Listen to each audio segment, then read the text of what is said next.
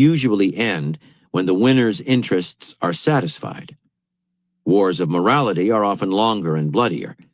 If the enemy is seen as evil, as the infidel, it must be annihilated before the war can end. Wars of morality also churn up uncontrollable emotions. Luther's moral campaign against Rome generated such hatred that in the subsequent invasion of the Holy City by the troops of Charles V in 1527, German soldiers went on a 6-month rampage against the church and its officials, committing many atrocities in what came to be known as the Sack of Rome. As in war, so in life.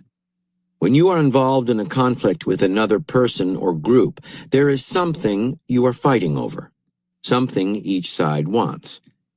This could be money, power and position, on and on. Your interests are at stake, and there is no need to feel guilty about defending them. Such conflicts tend not to be too bloody.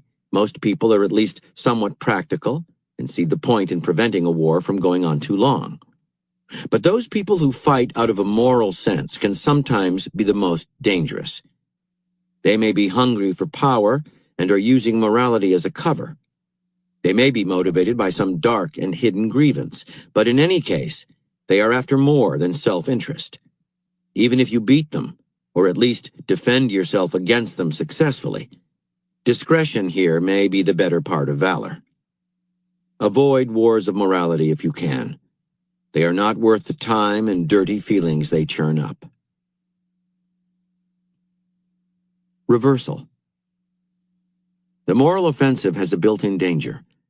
If people can tell what you are doing, your righteous stance may disgust and alienate them. Unless you are facing a vicious enemy, it is best to use this strategy with a light touch and never seem shrill. Moral battles are for public consumption, and you must constantly gauge their effect, lowering or raising the heat accordingly. Here are further reflections on the righteous strategy. From The Mind of War, John Boyd and American Security, by Grant T. Hammond. Colonel John Boyd paid particular attention to the moral dimension and the effort to attack an adversary morally by showing the disjuncture between professed beliefs and deeds.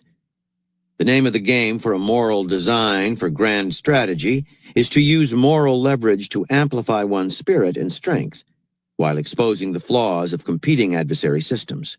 In the process, one should influence the uncommitted, potential adversaries, and current adversaries so that they are drawn toward one's philosophy and are empathetic toward one's success. From Introduction to Strategy, by André Beaufra. The central feature of the exterior maneuver is to assure for oneself the maximum freedom of action, while at the same time paralyzing the enemy by a multitude of deterrent checks, somewhat as the Lilliputians tied up Gulliver. As with all operations designed to deter, action will of course be primarily psychological. Political, economic, diplomatic, and military measures will all be combined toward the same end. The procedures employed to achieve this deterrent effect range from the most subtle to the most brutal. Appeal will be made to the legal formulae of national and international law. Play will be made with moral and humanitarian susceptibilities, and there will be attempts to prick the enemy's conscience by making him doubtful of the justice of his cause. By these methods, opposition from some section of the enemy's internal public opinion will be roused, and at the same time some sector of international public opinion will be whipped up. The result will be a real moral coalition, and attempts will be made to co-opt the more unsophisticated sympathizers by arguments based upon their own preconceived ideas. This climate of opinion will be exploited at the United Nations, for instance, or at other international gatherings. Primarily, however, it will be used as a threat to prevent the enemy undertaking some particular action. It is a point worth noting that just as in military operations one captures a position on the ground and thereby denies it to the enemy, On the psychological plane, it is possible to take over abstract positions and equally deny them to the other side. The leaders of the Soviet Union, for instance, have turned into their own preserve the peace platform, that of the abolition of atomic weapons, while themselves continuing to develop them, and that of anti-colonialism, while themselves ruling the only colonial empire still in existence. It may therefore be that these ideological positions occupied by the forces of Marxism may one day be conquered by the West, but this presupposes that the latter, in their indirect strategy, have learned the value of thinking and calculating instead of merely trying to apply juridical or moral principles which their enemy can use against them at every turn. From The Mind of War, John Boyd and American Security, by Grant T. Hammond. How should a regime pursue a counter-guerrilla campaign? Colonel John Boyd laid out an array of tools. Undermine the guerrillas' cause and destroy their cohesion by demonstrating integrity and competence of government to represent and serve the needs of the people rather than exploit and impoverish them for the benefit of a greedy elite. If you cannot realize such a political program, Boyd noted, you might consider changing sides now to avoid the rush later. Take political initiative to root out and visibly punish corruption. Select new leaders with recognized competence as well as popular appeal. Ensure that they deliver justice, eliminate major grievances, and connect the government with its grassroots. From Rules for Radicals, by Saul D. Alinsky. It is a world not of angels, but of angles, where men speak of moral principles, but act on power principles. A world where we are always moral, and our enemies always immoral. The Concept of the Political, by Carl Schmitt. Humanity as such cannot wage war because it has no enemy, at least not on this planet.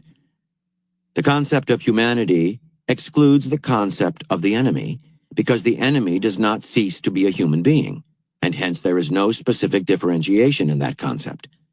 That wars are waged in the name of humanity is not a contradiction of this simple truth. Quite the contrary, it has an especially intensive political meaning.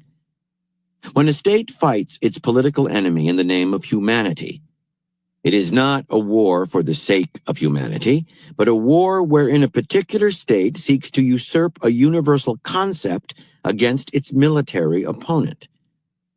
At the expense of its opponent, it tries to identify itself with humanity in the same way as one can misuse peace, justice, progress, and civilization in order to claim these as one's own and to deny the same to the enemy. The concept of humanity is an especially useful ideological instrument of imperialistic expansion, and in its ethical humanitarian form, it is a specific vehicle of economic imperialism. Here one is reminded of a somewhat modified expression of Proudhon's: whoever invokes humanity wants to cheat. To confiscate the word humanity, to invoke and monopolize such a term, probably has certain incalculable effects, such as denying the enemy the quality of being human and declaring him to be an outlaw of humanity. And a war can thereby be driven to the most extreme inhumanity. And lastly, by Thomas Hobbes. Successful wickedness hath obtained the name virtue when it is for the getting of the kingdom. Chapter 26. Deny them targets. The strategy of the void. The feeling of emptiness or void, silence, isolation, non-engagement with others, is for most people intolerable. As a human weakness, that fear offers fertile ground for a powerful strategy. Give your enemies no target to attack. Be dangerous, but elusive and invisible. Then watch as they chase you into the void. This is the essence of guerrilla warfare. Instead of frontal battles, deliver irritating but damaging side attacks and pinprick bites. Frustrated at their inability to use their strength against your vaporous campaign, your opponents will grow irrational and exhausted. Make your guerrilla war part of a grand political cause, a people's war, that crests in an irresistible revolution. The Lure of the Void. In 1807, Napoleon Bonaparte of France and Tsar Alexander I of Russia signed a treaty of alliance. Now the period's two great military powers were linked. But this treaty was unpopular with the Russian court. Among other things, it allowed Napoleon nearly free rein in Poland, Russia's traditional front yard. Russian aristocrats worked to influence the Tsar to repudiate it. Before too long, Alexander began to take actions that he knew would displease the French, and by August 1811, Napoleon had had enough. It was time to teach Russia a lesson. He began to lay plans for an invasion. The acquisition of this vast territory to the east would make him the ruler of the largest empire in history. Some of Napoleon's ministers warned him of the dangers of invading such a vast country, but the Emperor General felt supremely confident. The Russian army was undisciplined, and its officers were squabbling among themselves. Two forces in Lithuania were positioned to block an invasion from the west, but intelligence had revealed that they were unprepared. Napoleon would march into a central position between these forces and defeat them in detail. He would ensure victory by mobilizing an army 3 times larger than any he had previously led. 650,000 men would march into Russia, 450,000 as part of the main attack force, the rest to secure lines of communication and supply.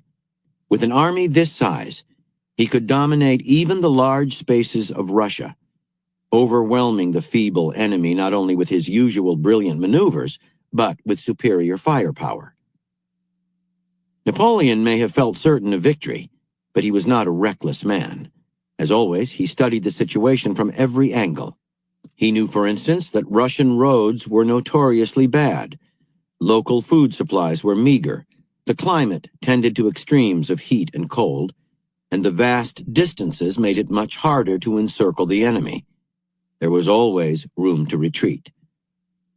He read up on the failed invasion of Russia by the King of Sweden, Charles XII, in 1709, and anticipated that the Russians might revert to a scorched earth policy.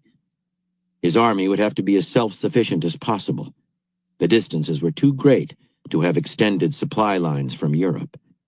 But given its size, that would require incredible planning and organization.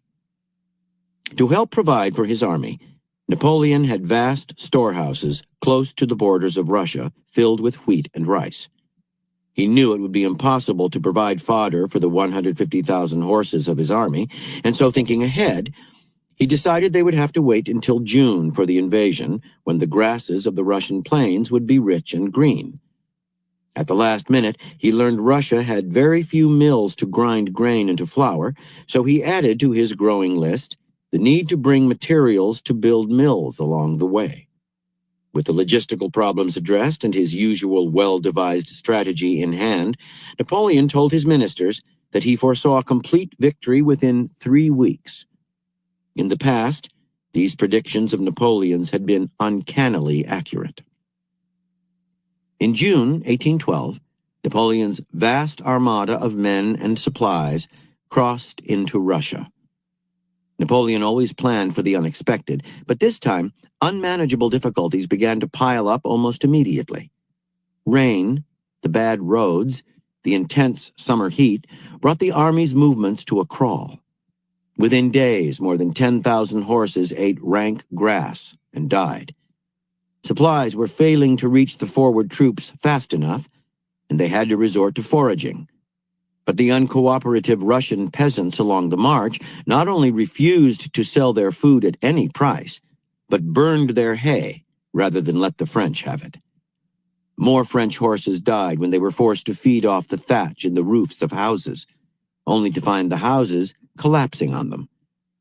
The two Russian armies in Lithuania retreated too fast to be caught, and as they went, they burned crops and destroyed all storehouses of food.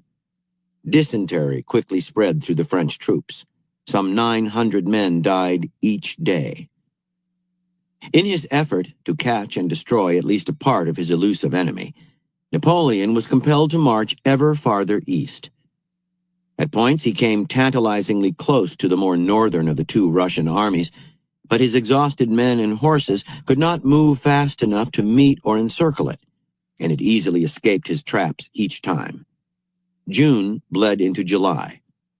Now it became clear that the Russians would be able to join their two armies at Smolensk, over 200 miles east of where Napoleon had intended to fight them, and a mere 280 miles from Moscow. Napoleon had to call a halt and rethink his plan. Thousands of French soldiers had succumbed to disease and hunger without a single battle being fought.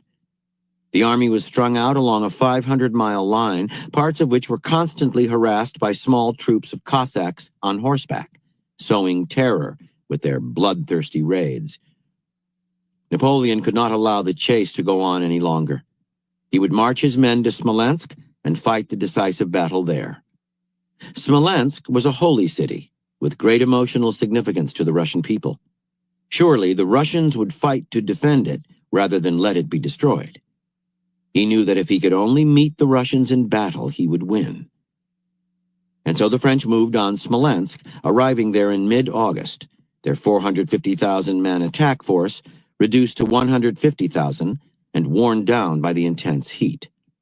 Finally, as Napoleon had predicted, the Russians made a stand here, but only briefly. After several days of fighting, they retreated yet again, leaving behind a burned and ruined city with nothing in it to feed on or plunder. Napoleon could not understand the Russian people, who seemed to him suicidal. They would destroy their country rather than surrender it. Now he had to decide whether to march on Moscow itself. It might have seemed wise to wait through the winter at Smolensk, but that would give the Tsar time to raise a larger army that would prove too hard for Napoleon to handle with his own depleted forces. The French emperor felt certain the Tsar would defend Moscow, the very heart and soul of Russia. Once Moscow fell, Alexander would have to sue for peace. So Napoleon marched his haggard troops still farther east. Now, at last, the Russians turned to face the French in battle, and on September 7th, the two armies clashed near the village of Borodino, a mere 75 miles from Moscow. Napoleon no longer had enough forces or cavalry to attempt his usual flanking maneuver, so he was forced to attack the enemy head-on. The Russians fought bitterly, harder than any army Napoleon had ever faced. Even so, after hours of brutal fighting, the Russians retreated yet again.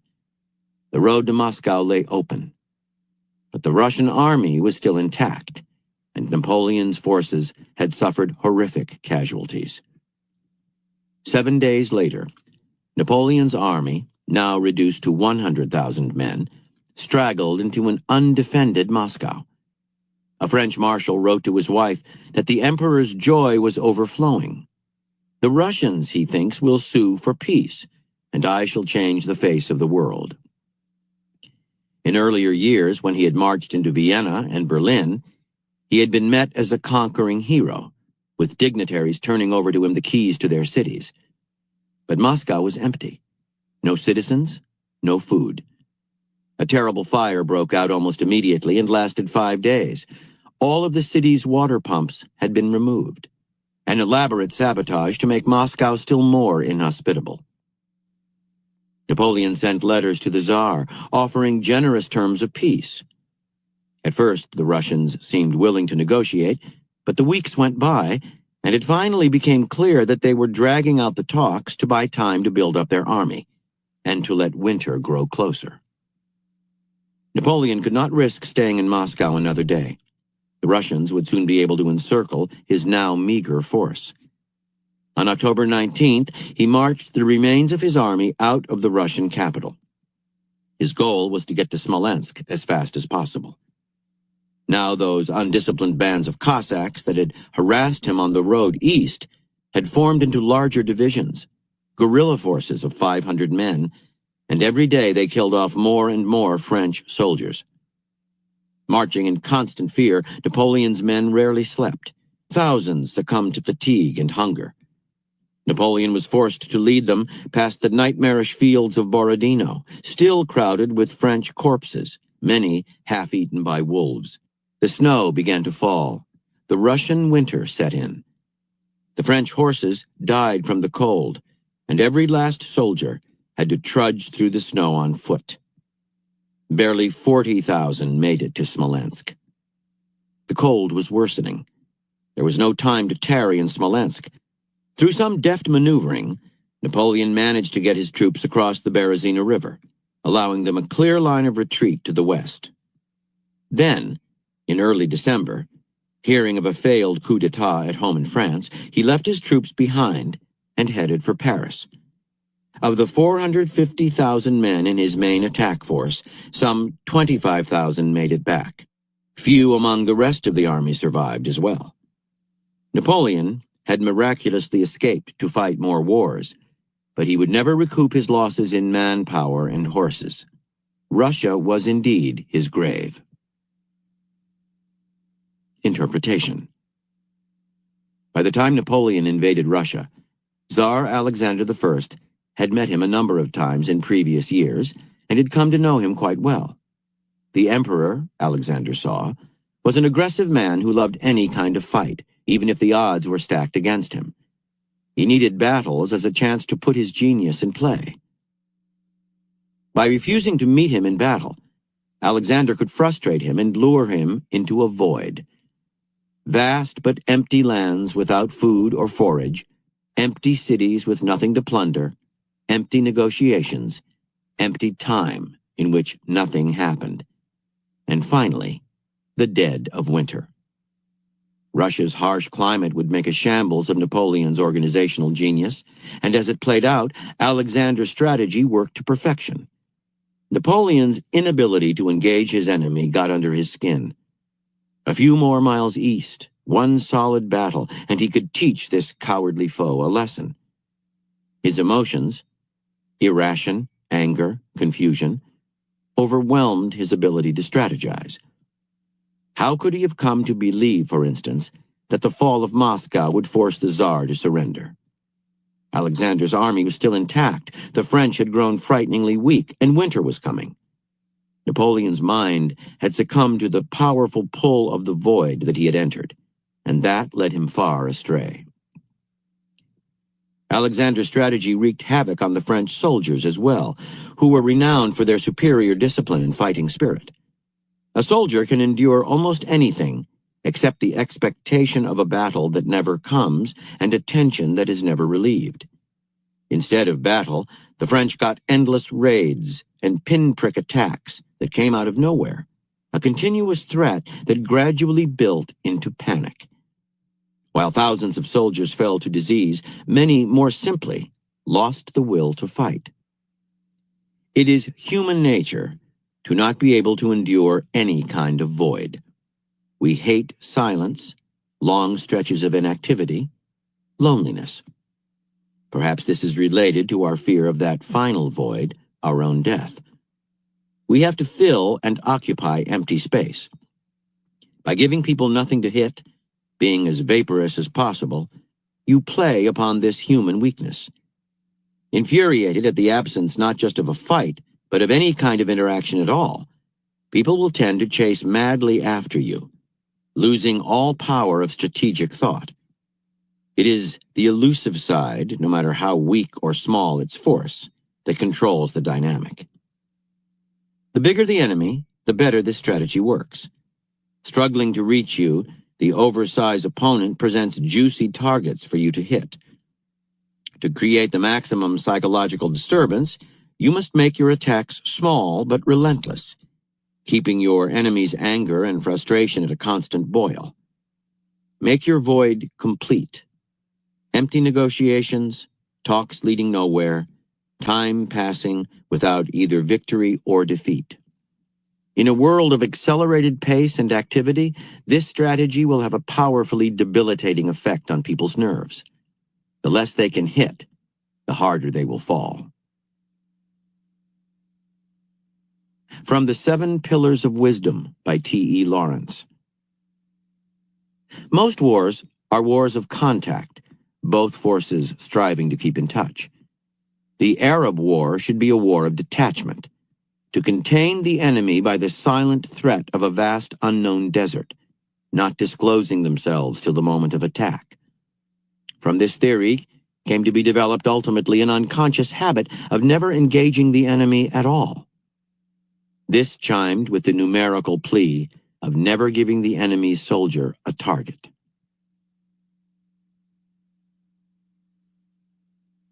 Keys to warfare. Over the centuries, organized war, in all its infinite variations, from primitive to modern, Asian to Western, has always tended to follow a certain logic, which is so universal as almost to seem inherent to the process. The logic is as follows. A leader decides to take his country to war and raises an army for that purpose.